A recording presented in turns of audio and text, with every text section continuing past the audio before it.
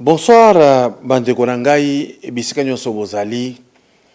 Esengo ezali ebele ya koyeba ke boza nanu ebele pona kolanda biso. Et que boza na bomoi. C'est l'essentiel. Le Dieu de nos ancêtres s'est toujours levé le premier. Il y a que complot nyonso baza ko sala na monde entier et simbate pour le poso moindo. Ici na stango na sala ki tour na Gombe na confinement ko bima na ngai na comprenaki. J'avais dit so ba tio na isika moko mutu mususu azali te okoyeba jour en importance ya kozala pembeni ya bato. En même temps esprit moko ya mabe ezali ko circuler na commune wana. Mutu nyonso akolinga yeba azwa wa permettre yo akota atambola tango azobima na pokwa ameka kosala prière akoyoka ndenge nzoto na nyonso ko trembler ndenge eko tressaillir pour comprendre que autaki esika nini. Ça ce n'est qu'un constat bomeka kosala boyeba bino pe oyongai na yokaki na batebele bakomi ko yeba que kokota to bandi kokota na Gombe tozobima nzoto ezaka malamu bien te. Awa na lingi na lobaboyi na ba société nyonso moi ça za mutu ya valeur. Mais ce qui vous comme na société et sika valeur à moi si babandi ko bebisa yango et que moi si andimi yeba que société wana ezaya ko kufa.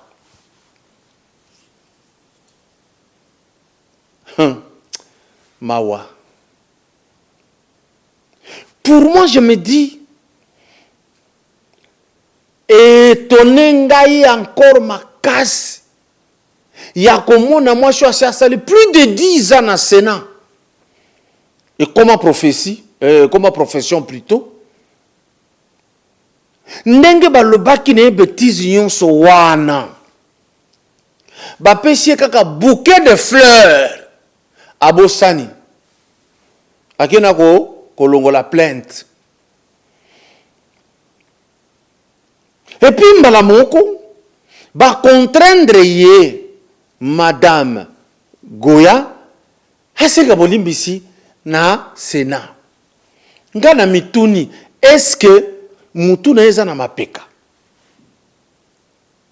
Ye loko nini asalaki ya mabe asenga bolimbisi na Sénat. Po azaki kosona na tambwe. Tambwe aza nani na Sénat po basamba na ete. Ce n'est qu'un collègue ya yo na baninga mususu bochaki wana pour mettre de l'ordre. Tambwe mwamba yende asalaki désordre fallait yende botelemela asenga bolimbisi.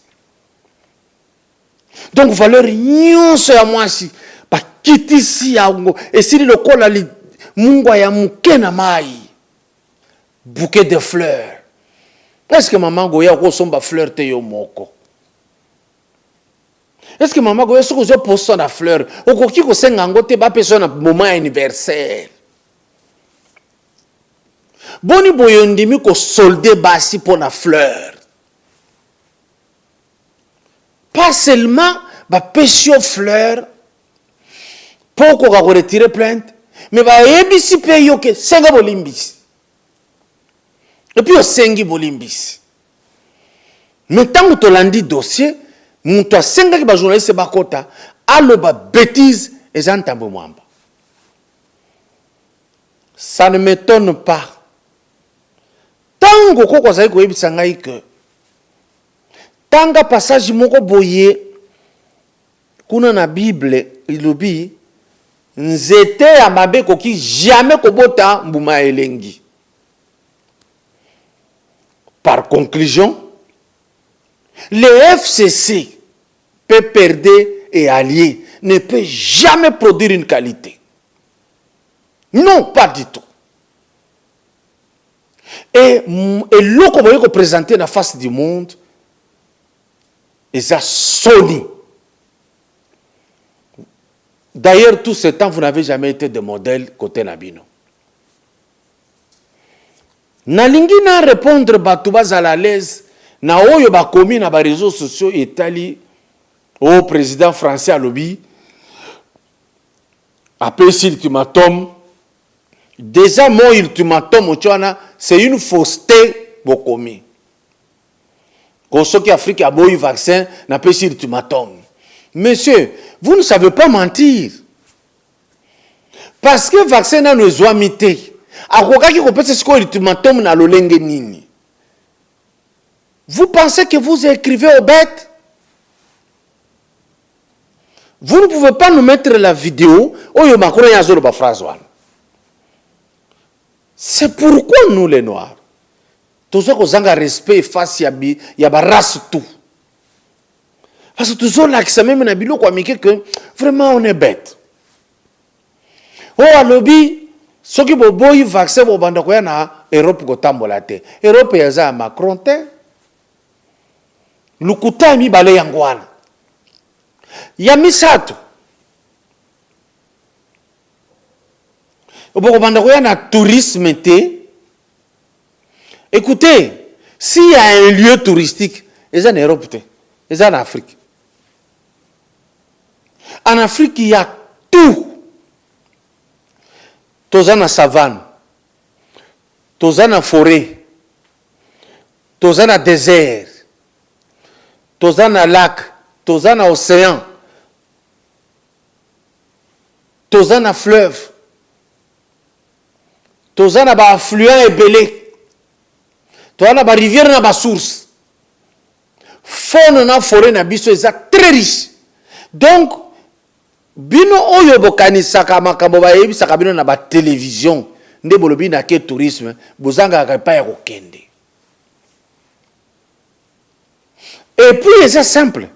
Ce qui les kambata par hasard et koya tokoloba merci nzamba sadisi poto bongisa isika to fandaka. Et d'ailleurs tokoloba kaka balobi bokoya te biso pe tolobi bino pe bokoya te bokende. Tokomona nanya ko tenir. Parce que bango bazo vivre grâce à Afrique. Na nyonso. Mais biso en Afrique, richesse na biso to profitera na ngote, to souffrira kama kasi. Donc ata tokete souffrance ko lobela biso lo côté, souffrance na biso to koma bana mapasa. Bo banga ngote. Ata ko bosali terreur ya ndenge nini. Moment ya vaccin to ko telema. Nalingi sikoyo na loba na kozongela lisusu makambo maladi wana avec des images à l'appui. Ah nalingi na loba botika na moni basali vidéo moko bache mbiye kalambai bakenda bayekocha évêque mukuna bagangi o baluba. Nazeli va répondre na bikolo mosus pour dire que ce n'est pas bon, rien comme réponse. Nalingi na rappeler bango que na koboya kotanga ba kombo parce que boyebi bango, j'ai de bonnes relations avec eux. Première étape, il y a réponse nangai, il y a réaction. Il y a bateau jeunesse qui a peu perdre supposé. D'ailleurs, les Sony a retrouvé jeune n'a pas perdu, les Sony. Bazoloba que Mosali Nzambe na église a koki koza na politique. Vous rêvez debout. Je venais de dire que si Kabou Bozalaka et le quoi bien ko bimati. Na lingi na tunabino. Malumalo ya pe perde azalaki nani? Sango. Ngoi Mulunda pe perde Sango. Godin Poi FCC Sango. Amos Mbayo FCC Sango. Kizamina Kibila Lambuka Sango. Mosengo Pasinya Sango. Utembi Sango. Shole Sango. Ambongo Sango. Bango mwe bakoki ko sala politique tout simplement parce que bazo attaqué Kabila te. Parce que mukunaza koloba vérité na Kabila, nde boza ko rappeler ye que yo zalaka ko sala musala na Kabila. Katumbi asali musala na Kabila. Bobosa ni ndenge nini? Pierre Lumbi asali na Kabila. Bobosa ni ndenge nini? Olivier Kamitatu, Francis Kalombo, Endundo, batu presque tout oyo batondi kuna na ensemble na Lamuka, ba Muzito, ba Nyamwisi, ba Jean-Pierre Bemba, bango nyonso basala na Kabila. Wana bozo rappeler bango eloko wana te. Mais mukuna parce que ekolo na ye nako abandi ko éveiller conscience pour tous les Congolais sans exception, il ne choisit pas. Nde bozo lobe anaye que yo kuto sala kina Kabila. Mais ba ona tangi nyos basala na Kabila. Un autre élément. Oh, to monaki vidéo, ya mutakala bona boyo. Na boy ko tanga na signalé pour le respect. Un pasteur qui n'est pas Muluba, to mona mutakala naye. Pasteur Yami Balé, azalaki pe Muluba te, to mona mutakala naye. Personnalité politique moko ayebani makasi, to mona ka mutakala naye. Ba chroniqueur ya musique, to mona mitakala na bango. Ba tebele, to mona yango. To mona na ba divorce. Wana bo telemeli yango te. Ya suka wana nde na tangi kombo petit-fils ya Diangenda image ezali. Bo fandi kimia neti boyebi yango te. Nde bozobi msaba photo, c'est là bato bakanisaka que nous on veut toujours dire ceci, toniki koloba makambo attribue trop, mais quand on met ceci, j'avais aimé Nayoka, Bikolo Moussousou, moi je suis de telle tribu, je refuse ce que vous faites. Rien du tout. Vous partagez, vous partagez. Mais surtout, nous tous rassemblés, bah image yaban dekonabino. Ezali tozanango. Tomandi ko partager. Wana conseil bandi. Oh, ezalaka bien boyete. Ozo ko séparer batou. Yo musala na yoka ko séparer batou. Awande ko unir ba. Le fait que Mukuna n'est pas pauvre. Le fait que Mukuna a une très grande église. Pourquoi Téléméli Kabila? Ce n'est pas parce qu'à Zangi Mbongo. Est-ce que vous n'avez pas vu, vous, la souffrance que nous avons? Ça ne vous gêne pas, c'est la situation que Kabila a laissée. Franchement, ça ne vous gêne pas. Quand quelqu'un parle comme ça, vidéo se filmer total makamoza koloba pona batoyo. Exemple, tala na Sénat mbongo 4 millions pour musala ya muke wana basalaki. Lelo bazoyibisa goya wana que to boyi bako contrôler ntambo mambate pona mbongo wana. Donc balé yango boyi et vous êtes à l'aise. Qu'on ne parle pas Yabato Yobauté pas Kabila. Qu'on ne parle pas de Kabila. Donc vous êtes vraiment à l'aise. En quoi vous êtes un peuple? En quoi vous êtes un peuple? Ndenge bakangi ba arme côté kuna. Je ne vois pas votre réaction. Je ne vois pas du tout. Bozo zelelo komoko boye. Ce qui est touché à mon pembeni président Félix Azali, bobondi ko ganga, oh manikuto. Mais ça y est là. Et toutes les femmes là, les supposées femmes qui parlent, bakalme bango na bouquet de fleurs. Bakangi mbanga, fleurs. Et comme il a un tabac à makele, ba pêcher pondo atiki ko ganga. Donc ba diminuer bino, ba yunguri bino, ba peser bino, ba zéro. Ici,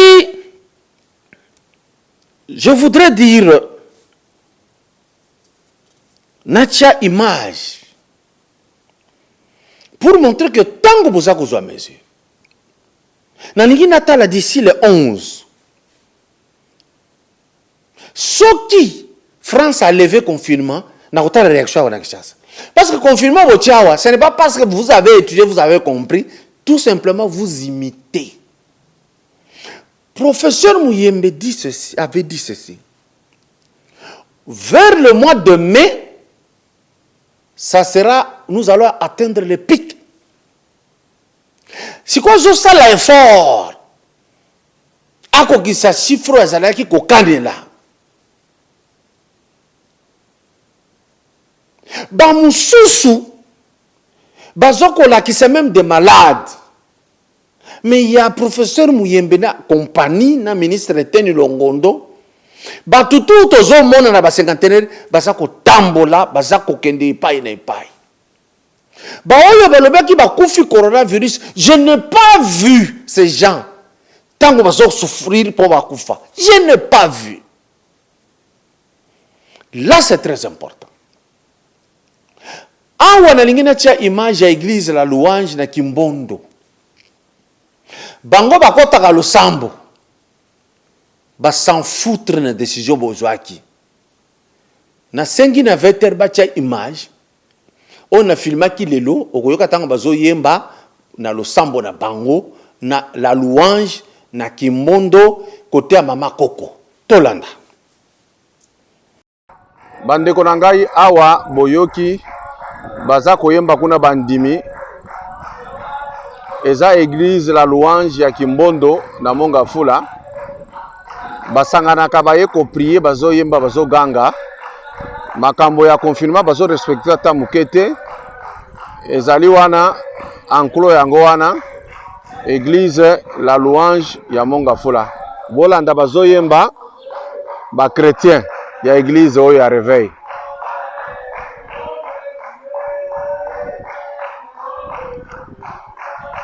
Bozolanda baza na kati ya local wana omoni fenêtre wana mibale landani na misato ya suka baza na kati wana nde baza ko sambela donc na Kinsweki awo eza musika vers le bas sans commentaire. Eloko mususu eloko na bino bozaka ka thermomètre ya soko ya laser wana temps au total température. Mais il y a un problème. Ça demande quand même de la jugeote. So tcheboyi 38. Soko bakena yo ba compter na Mouyembe Mbaramoko. Nous venons d'enregistrer un cas. Non, non, non, non, non. Je ne suis pas médecin, mais je vais vous proposer une démarche. Bon, ça l'examen ya mutu. Parce que nga ya va ça la décision va confirmer tout le reste. Na yo kaka chaleur komatanga na nzoto. Na yo kaki bien te, je suis allé à l'hôpital. J'ai été reçu par le docteur Kabamba. Na lobi na zo ka bien te. Peut-être les aka ba corona ba zo lo ba bi non. Tout ça là no ba examen. Nde to koki koyeba. Ba checker ngai ba trouver que na za na malaria. Ba pesinga ki malaria, première prise, température tout, la sursécure complètement, ça fait plus de 2 mois. Mais tant que yo sako tchaka boyo, évite que malaria matisaka fièvre, typhoïde matisaka fièvre, gastrite soke beti makase matisaka fièvre. Bongo siko bino boko tchaka boyo tout, bo enregistrer. Professeur Mouyemba komi Mbaramoka si ala ki bango ke d'ici là ekozala 1000. Et loko soko welela yangwana. Même pour mettre quelqu'un dans un temps d'incubation de 14 jours, ce n'est pas automatique.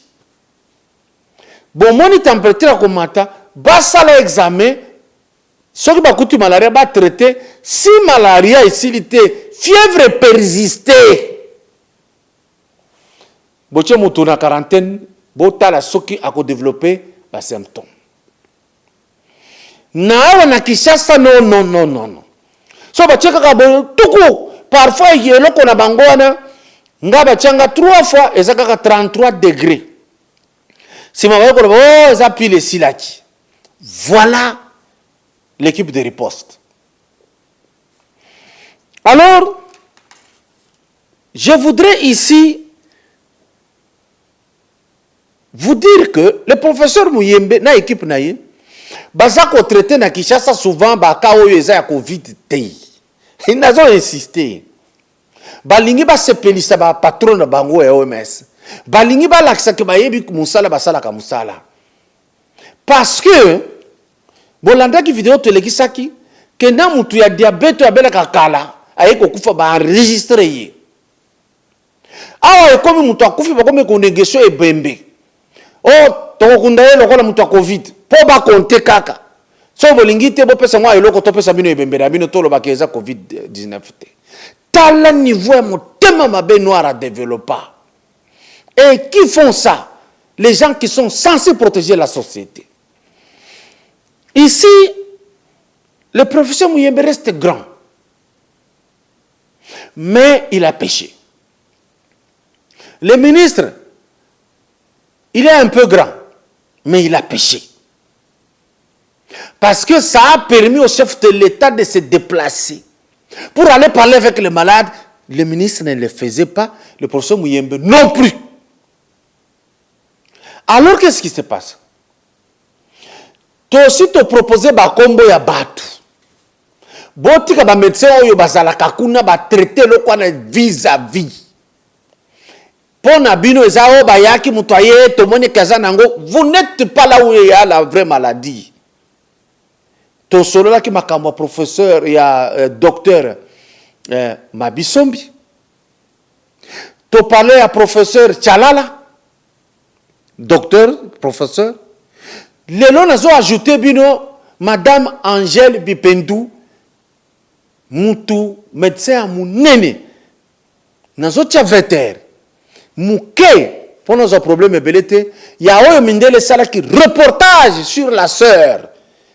Docteur, spécialiste. Azako traité na Italie.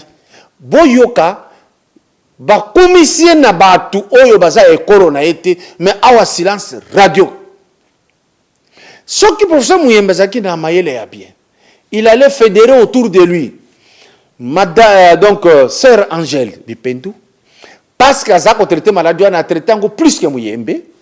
Balinga bazo docteur Mabisombi oyo a traité belé plus que Muyembe parce que Muyembe zo zonde baka isolé. Balinga bazo ba professeur Tchalala qui sont qui est au Mali, à Zonga, à Yako traité. Balinga va associer Jérôme Mounyangi, qui lui a sorti le produit Yaye pour prévenir.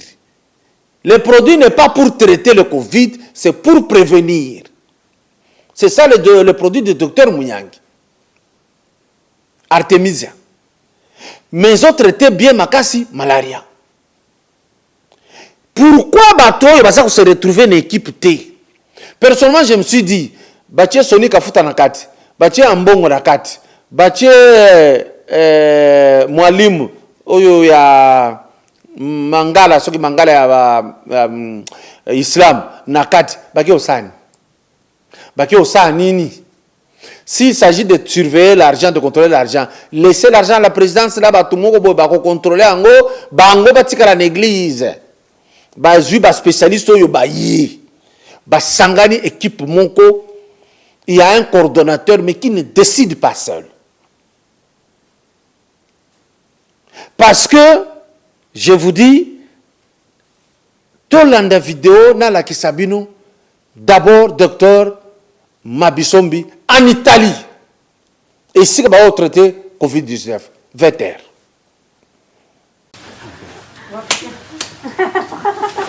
No, se fai imitarlo ti prende. no, uno. Questo è il gancio. Più veloce, Wana bouti komona kutu azobeta ba mbata boye na maboko ya médecin mundele wana nde docteur Mabisombi a traité baka mususu par un protocole qu'il a envoyé à distance na ba médecin ngaliema. Na ebisaki bino so botuni docteur ministre honoraire ya santé Kabange Numbi akoyebisa bino. Na tangi kombo na ye. Maintenant nalingi botala docteur sœur Angèle Bipendou, spécialiste, très outillé, sélectionné dans l'équipe y a riposte y a poto. Veter.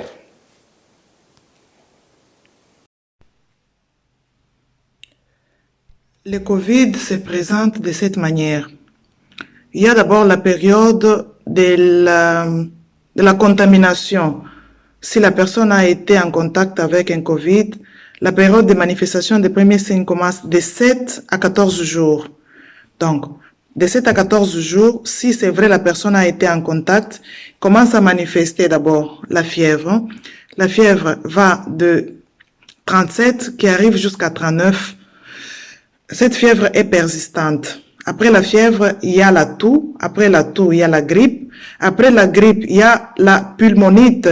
La pulmonite, c'est ce qui complique le cadre de Covid en soi, que ça commence à former à présenter des versements pleuriques qui portent, et puis, à une complication respiratoire, insuffisance respiratoire qui amène quand même la personne à la mort. C'est ça au moins ces quatre points qu'il faut savoir.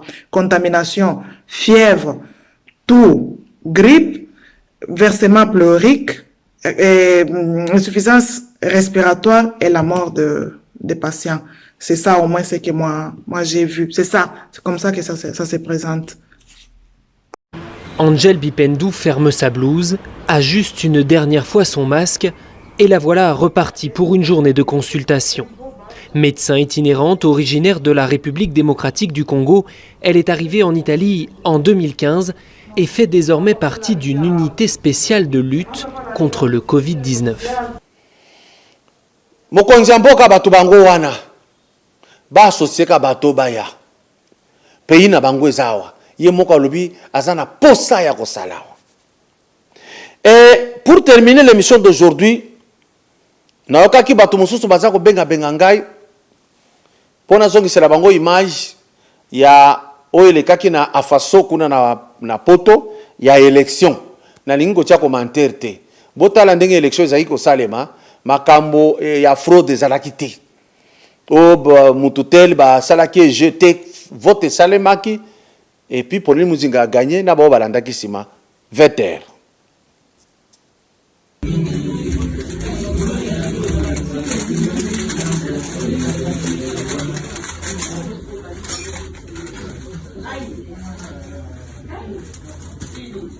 Oli ni mujinga tete piliti jili mujinga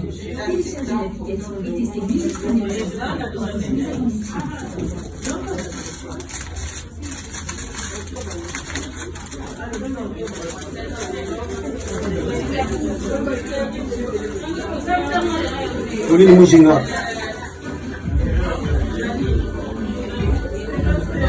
tete jili mujinga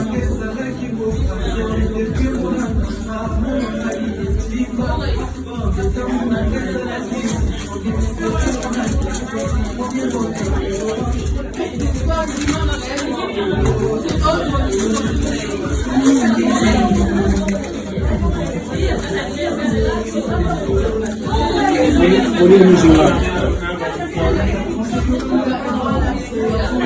tete piliti